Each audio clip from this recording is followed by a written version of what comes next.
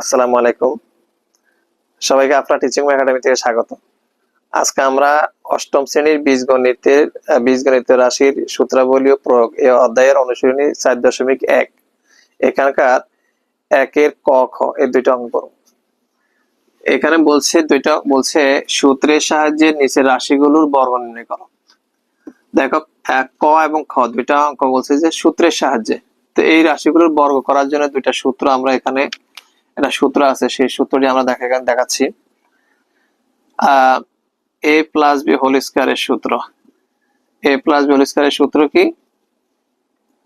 a square plus 2ab plus B square. এই সূত্রটি তোমরা ইতিমধ্যে জানো, তারপর আমি এখানে লিখে দিলাম। দেখো এখন আমরা বলছি যে বর্গ নির্ণয় করতে বলছি, আমরা লিখবো সমাধান ক।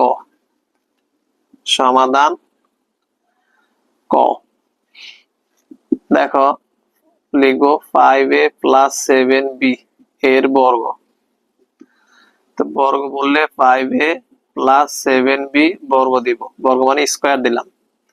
দেখো 5a কে আমরা a ধরবো, 7b কে b ধরলে a plus b whole square. a plus b whole square সূত্র এটা।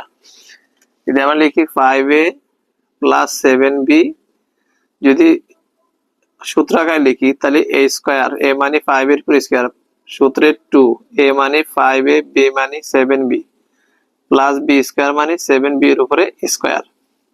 এখন ঠিক গুণ করে দিব, কোন কিছুর উপরে বর্গ মানে ওই সংখ্যাকে ওই সংখ্যা দ্বারা গুণ।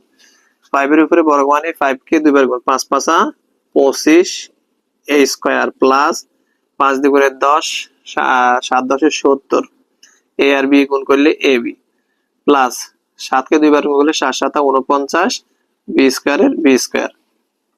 এটা হবে এই অঙ্কের জন্য आंसर। এরপর দেখো খতে বলছে কি, সমাধান খ লিখবো আমরা। সমাধান খ, খতে বলছে এত এর বর্গ 6x প্লাস 3 এর বর্গ বলছে। তো বর্গ কথার অর্থ হলো 6x প্লাস 3 বর্গ মানে হোল স্কয়ার।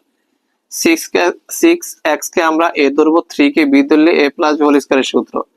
a মানে 6x a স্কয়ার প্লাস সূত্রে 2 a মানে 6x b মানে 3 প্লাস b স্কয়ার মানে 3 এর উপর স্কয়ার।